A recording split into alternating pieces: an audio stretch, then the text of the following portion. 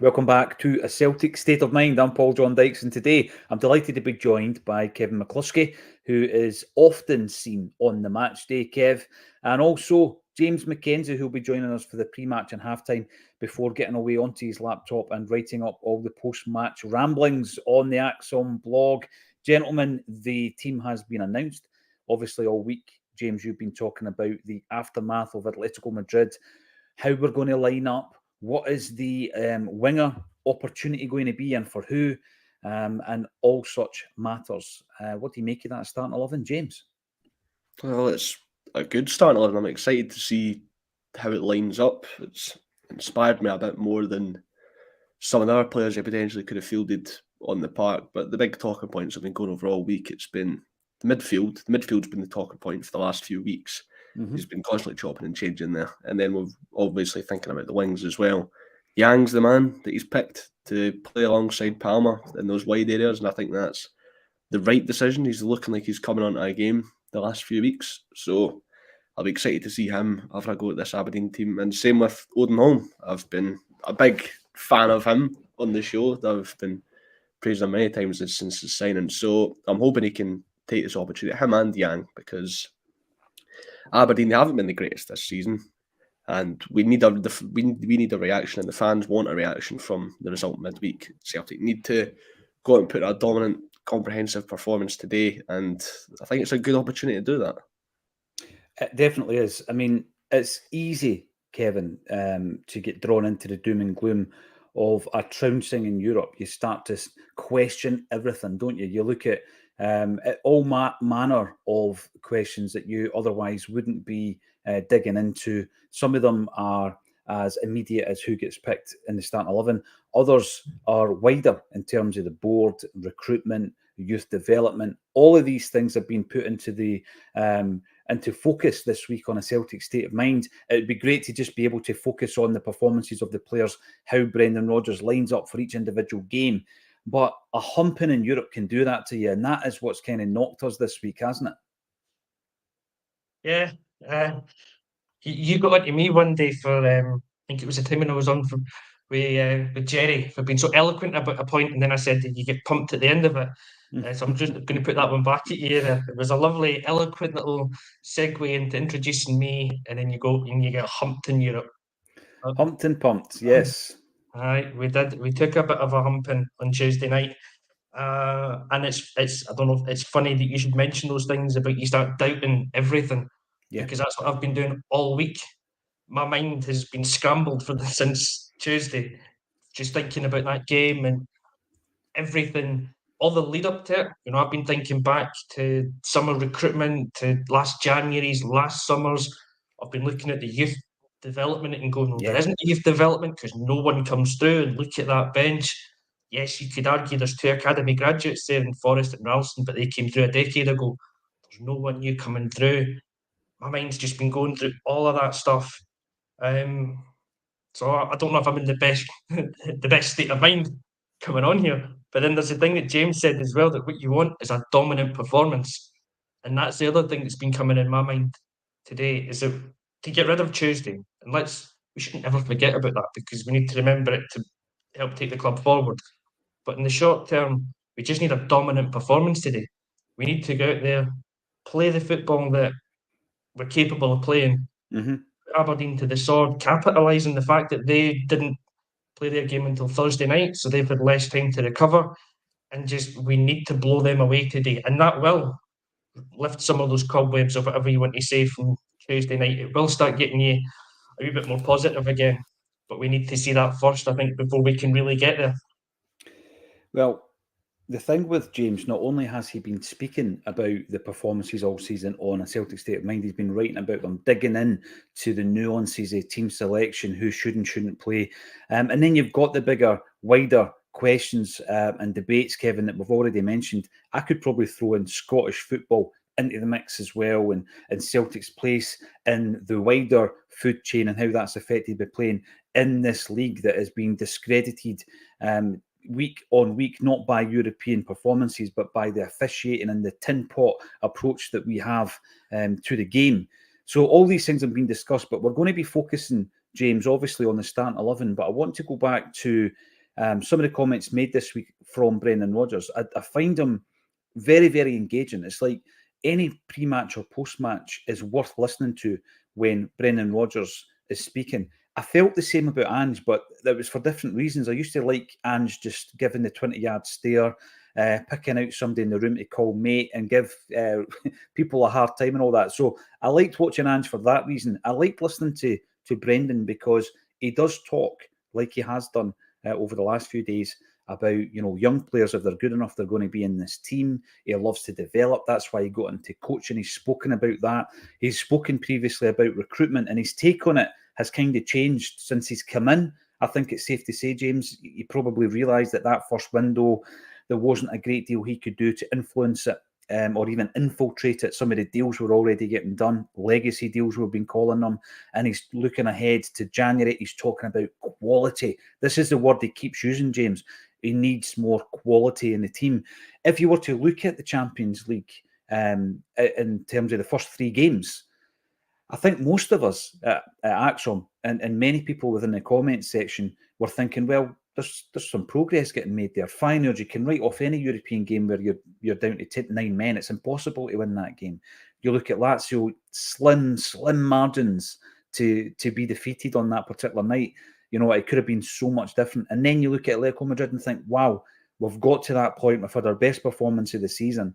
And then it all starts crumbling down because we took a real trouncing. There's a third word for you, Kev.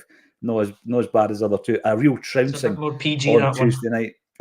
Tuesday night. So James, there has been the knee-jerk reaction, and then you listen to Brendan and he starts breaking it down and saying, listen, we do need more quality, but we did go up against the same team at Celtic Park and we acquitted ourselves really, really well. What's your take on it now that the dust has settled, James, in terms of where we are in this group and our performances in Europe this season? I feel like there's been encouragement from the performances. You can't say that in any of the games, apart from that Atletico Madrid game, we didn't go toe-to-toe with the opponents at least some point, and we can argue that if this decision didn't go this way, or if somebody takes this chance, so on and so forth, but we make that argument every single Champions League campaign. Yeah. And it's going to keep happening over and over and over and over. So I think we've got to stop feeling so sorry for ourselves and just address the real problem head on, which is you've got to be a bit more reactive in the transfer window. I think we'll find out today the real quality of some of these players, because someone like Odin Holm, we've hardly seen him. We've seen him scarcely in appearances from the bench. We saw him start once and we got put out of the Viaplay Cup off Kilmarnock in that game, so nobody really is going to go back and watch that to see how Holm played in his first start for Celtic. But you can look at a lot of the signings that Celtic make in every transfer window, and you can see there's players that are of a good quality domestically, and there's a player that are of the European calibre. I say if you look at the transfer window so far, I think Luis Palma looks like maybe the only player who's Champions League quality or European quality. Mm-hmm. But I think you've got to give it a bit more time. As we say, a lot of the players we signed, I think Nat Phillips might be the only player we signed that's over the age of 23. We signed a lot of young players with a lot of room for growth and a lot of potential there.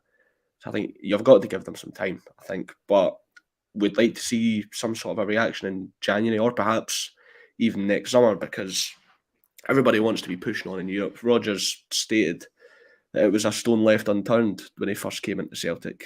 And he touched on bringing through youth players. That's been... When I first joined the Celtic State of Mind back in, I think it was May of last year, we were talking about that on my first show. We were talking about Celtic struggling to bring through youth players. Yeah. And here we are in November 2023, and it's still a problem. I think if you go back to Ange, he said when he first came into Celtic, one of the things I want to do is I want to bring through the youth players. I think that's the only false promise that Ange gave us. That's the only thing that Ange promised us and never delivered on. And that's Brendan now come in and said, I want to bring through some of the youth players, and we've not seen any signs of it yet. So you're just wondering when these opportunities are going to pop up. The thing with youth, again, something that I was probably brought up with and spoiled, Kev, you would have been the same, coming from a similar era. Not the same era, Kev, a similar era as my own, whereby Celtic brought through youth players. And I mean, that's not the biggest topic of discussion today for anyone in the comment section wondering. It definitely is not. But Celtic had a real tradition of doing it, you know, and yes, in many eras they did it to sell the players on, and you know, even in the 50s it was to install the first set of floodlights, and then it went on and on and on.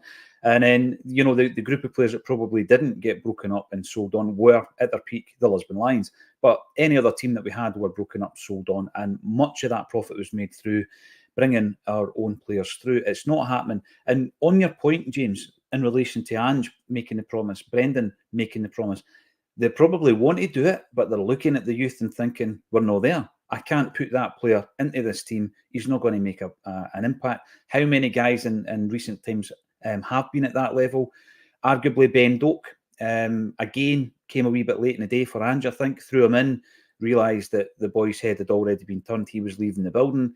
My big concern at the moment is, of course, Rocco Vata. And when you've got two of your first choice wingers out the team in Leo Labada and Dyson Maeda, surely the boy gets on the bench. And today he does not. So in terms of quality, you also look at the amount of quality that have been through the Celtic side, Kevin, over the last, let's say, 3, 4, 5 years. There has been quality. Of course there has.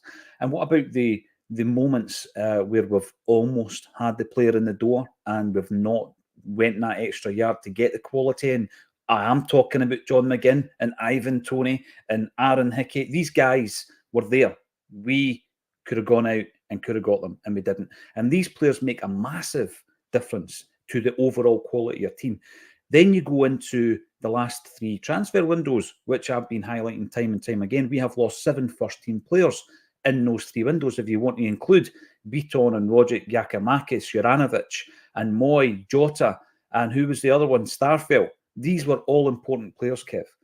And when you hear the word quality being used by Brendan, it is pointing the finger at the transfer window. There wasn't enough quality brought in the summer. It needs to be put right in January. The whole thing won't be put right, but we need to start bringing 2 or 3 players of quality in every transfer window, Kev. And then what you'll start to see over a period is your team is getting better. There's more quality. They are well enough equipped to take on the challenge in Europe. Yeah, absolutely. I mean, the goal of every transfer window is that you end it stronger than you went into it.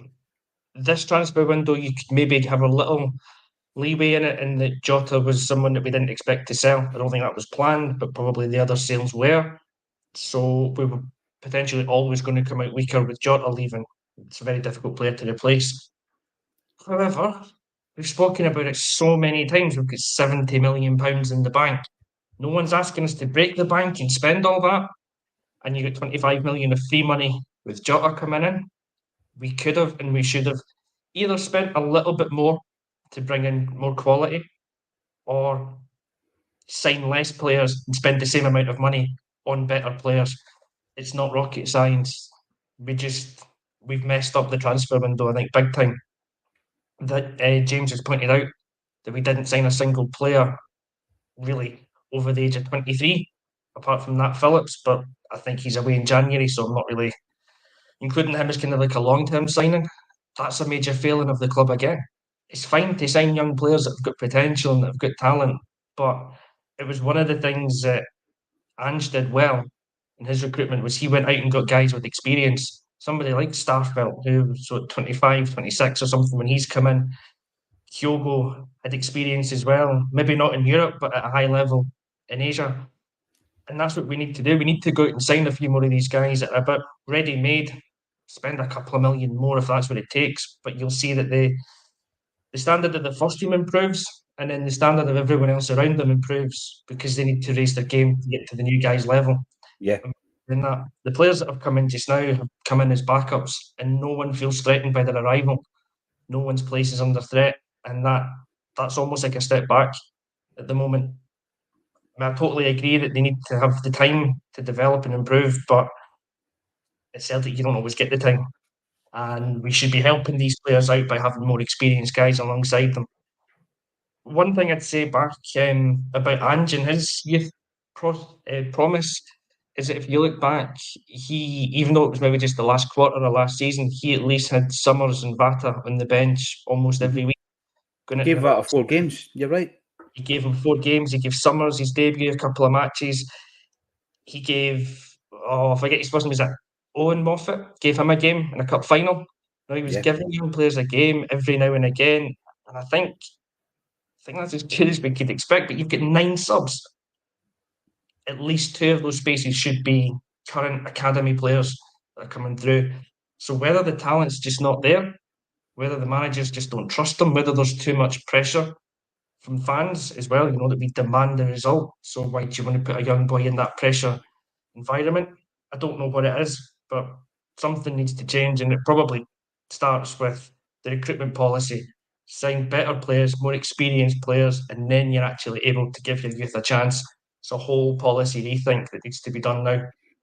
No, you're right. And big, wide-scale discussions around that will happen in the future on Acsom. Today, of course, we are concentrating on the challenge of Aberdeen, also having played in Europe this week. They've not a great season domestically, and I'm looking forward to hearing what some of our contributors are going to be saying in the chat. Pete comes right in to say, why is Phillips on the bench? I'm going to start with this one.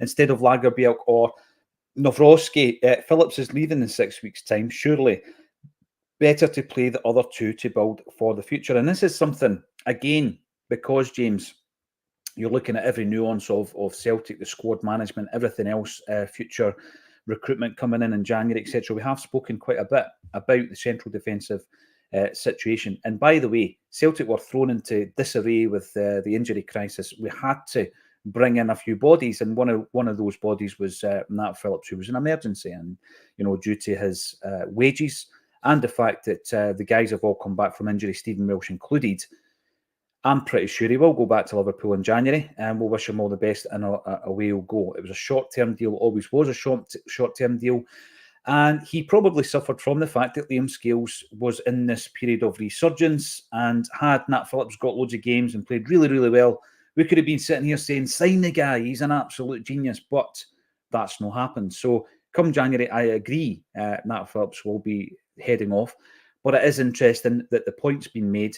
Brendan Rodgers rates him higher than 2 of the new signings, that there has been something in the region of, you would suggest, £8 million investment in Nawrocki and Lagerbielke. James McKenzie, when are we going to see those 2 guys again?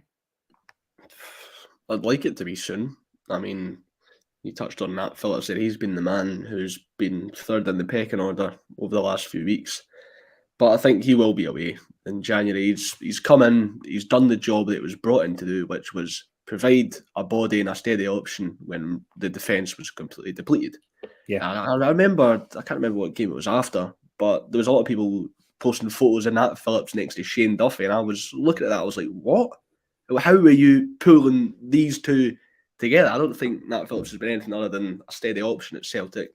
He's come in, done his job, and that'll be him off in January. But I'd like to see Lagerbielke or Mike Nawrocki pretty soon. I mean, we paid €5 million for Mike Nawrocki, so I'd imagine Rodgers will be eager to get him into the team at some point, but they won't be in the team until either Liam Scales or Cameron Carter-Vickers' performance levels drop. I mean, you can't drop Scales when he's playing this good. He hasn't really put a foot wrong so far in a Celtic shirt. I think the only bad game he's had was that Atletico Madrid game during the week, but you can't pick out a player from that team who had a good game. So I think until either of them start to show any signs of dropping, they're going to be the starting pair for the foreseeable future. But you'd think with how congested the fixture list is going to be going into the Christmas break, I think we might see Nawrocki creeping into the team at some point. Rodgers will be eager to get him some minutes, whether it be from the bench or not, but I hope we see him pretty soon. You made the point there, Scales has hardly put a foot wrong. I made that point a few weeks ago, and it was pointed out, oh, no, he has. He played somebody onside once, and that was the argument. And it kind of shows, Kevin, that CCV and Scales is definitely that partnership, isn't it?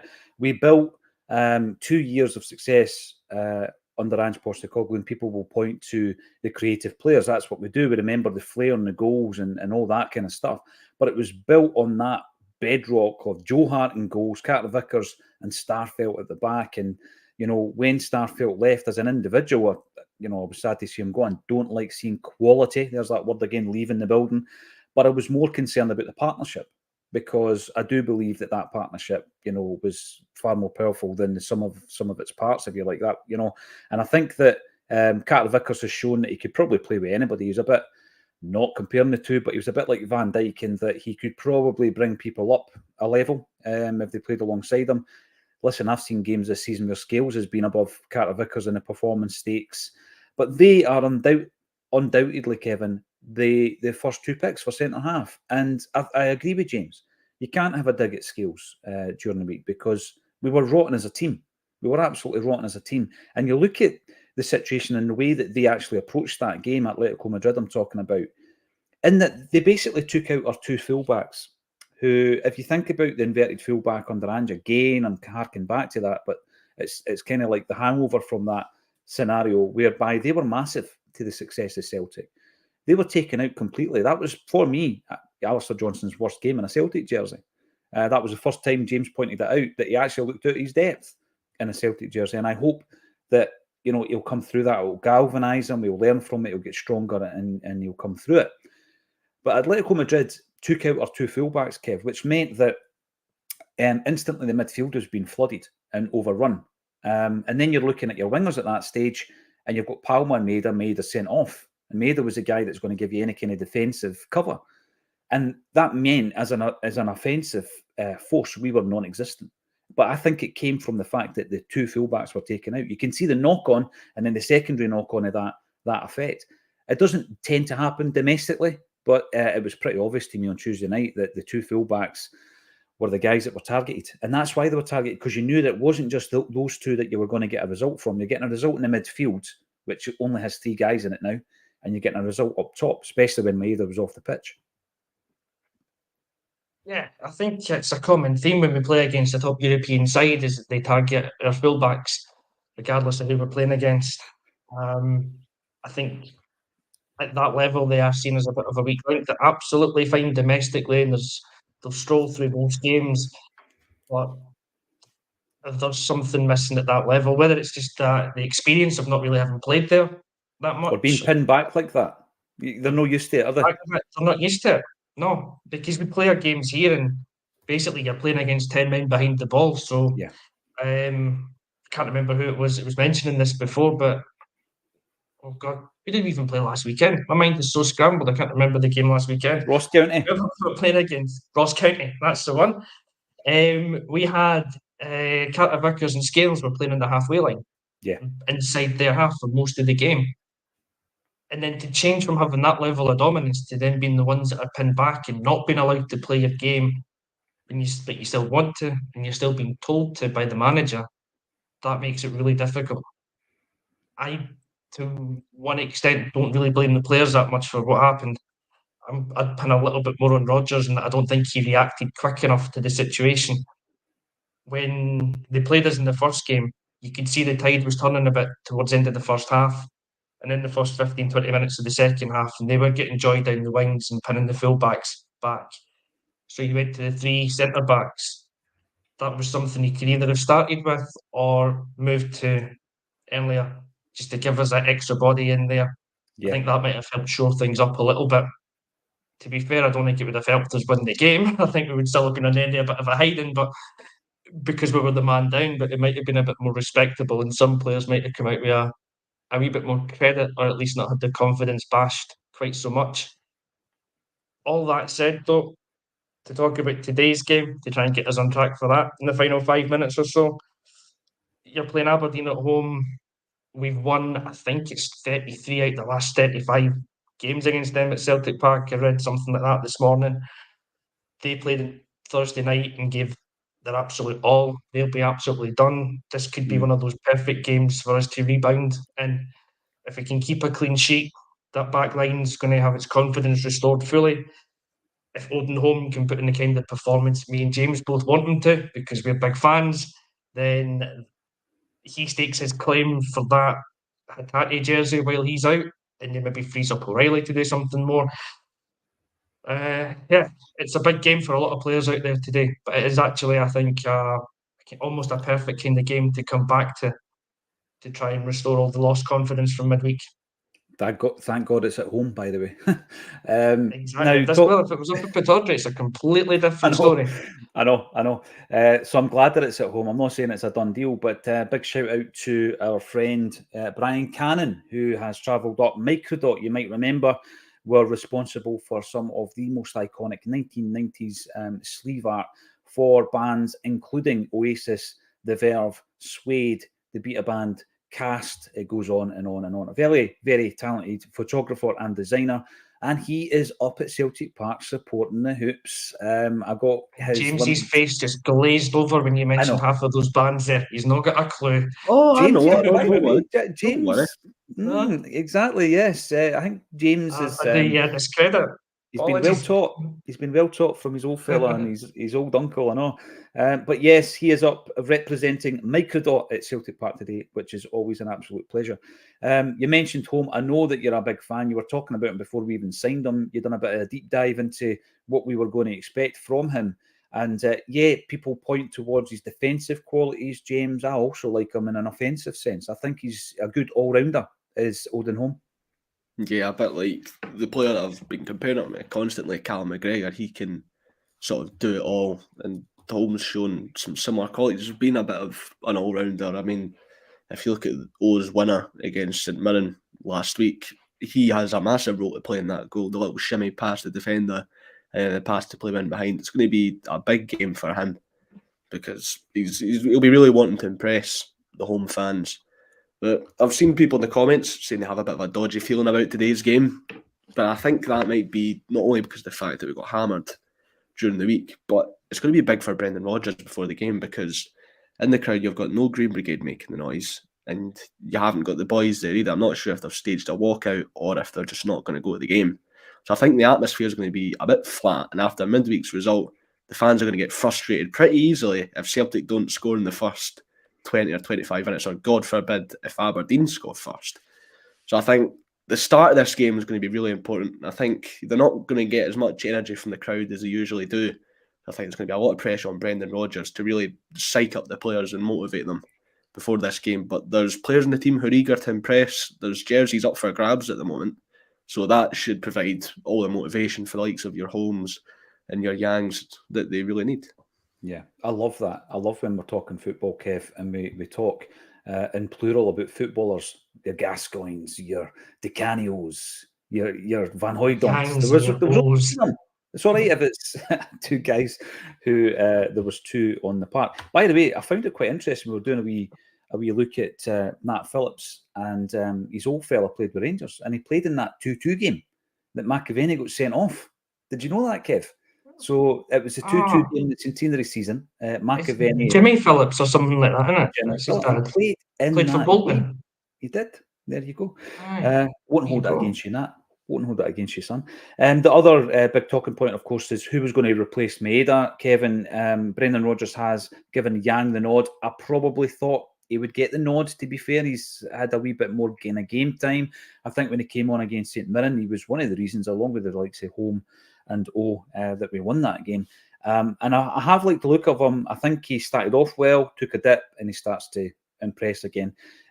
But again, it set up this discussion that we were having around, guys like, obviously, Jamesy Forrest is going to be given the nod more often than not from Brendan Rodgers. If it's not in the starting 11, then certainly on the bench. And it kind of freezes out players like Vata, going back to the chat around youth. So Vata hasn't been given the nod. I would have thought today would have been a good example of that. Mikey Johnson came in at Easter Road, got a few minutes, hasn't been seen since. And Tillio, he is Celtic's forgotten man, Kev. When are we going to see Tillio? The lesser spotted Marco Tillio. Who knows?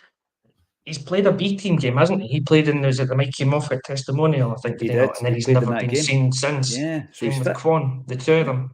So he's fit. He's available. He should be available then.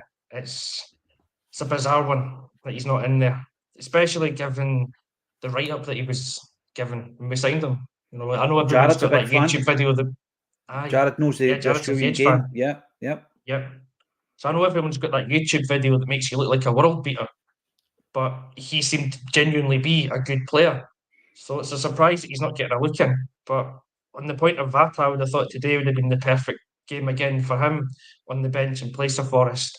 Not that I've got anything against Jamesy, but Yang would have been my starter for this game in place of Maeda, because I think he's earned it with some of his recent performances domestically. You remember back to Pataudry as well, he came on and set up O'Reilly's goal, the third goal that clinches the game. So he's got previous against Aberdeen. Yeah. He's a good player. And this is that type of game where you just think every one of those boys has got to be fired up to go and put in a performance after Tuesday night. Have faith in them that they're actually going to do it. And then you could be out of sight by an hour, 70 minutes. And then this is the chance to give Vata his run out and let us see what he can do. Because we've spoken about him for about the last year. And none of the three of us know if he's a good player or not, because he never gets the chance. There's only so much you can do at Lowland League or in the UEFA Youth League to suggest that you might be a player. He's got to get the minutes in these kind of games to prove one way or the other that he is or he's not. And right now, if he's as good a player as probably he believes he is, he should rightly be frustrated at not getting on the bench in a game like this. Yeah, I would agree with that. Let's go to the action. Really buzzing to see Celtic back at home and hopefully getting a result under the belts, obviously after Tuesday night. And we will be back at half-time to talk about the first half. Please join us at half-time for Kevin, myself and James. Thanks everybody for getting involved, 600 strong on the live stream. All that's left for me to say this afternoon is thank you once again to Kevin McCluskey and James McKenzie for joining me on A Celtic State of Mind.